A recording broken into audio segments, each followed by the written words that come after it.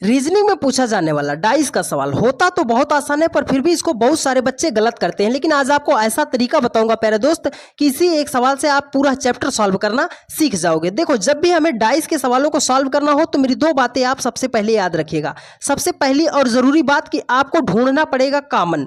Common का मतलब कोई ऐसी संख्या जो दो तीन जगहों पर दिखाई दे उसे हम बोलते हैं कॉमन। तो सबसे पहले हमें कॉमन ढूंढना है।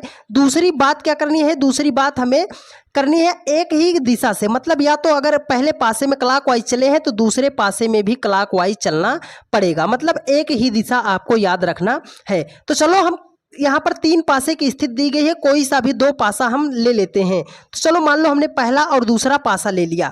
तो अब इसमें हमें कॉमन ढूंढना है कि कोई ऐसी संख्या है जो दो जगहों पर है।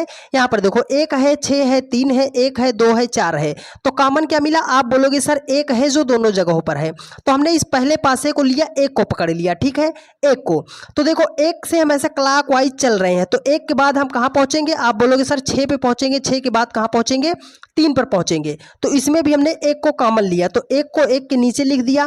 अब इसमें भी हम क्लॉकवाइज चलेंगे, ठीक है। तो एक के बाद कहाँ पहुंचेंगे? 2 पे। 2 के बाद कहाँ पहुंचेंगे? 4 पे। देखिए, वो क्वेश्चन में कह रहा है कि एक का विपरीत। तो ये स्थिति जो आपके सामने आई है, ये स्थितियां एक दूसरे की क्या है? विपरीत है। मतलब 3 का विपरीत 4 हो जाएगा, 2 का विपरीत 6 हो जाएगा।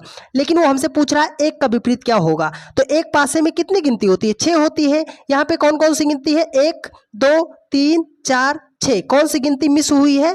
5 मिस हुई है। तो एक का विपरीत पूछ रहा है, तो एक का विपरीत क्या हो जाएगा? 5 हो जाएगा। 5 ऑप्शन ए में है और यही आपका राइट आंसर। इस वीडियो को ज़्यादा से ज़्यादा लाइक, सब्सक्राइब और शेयर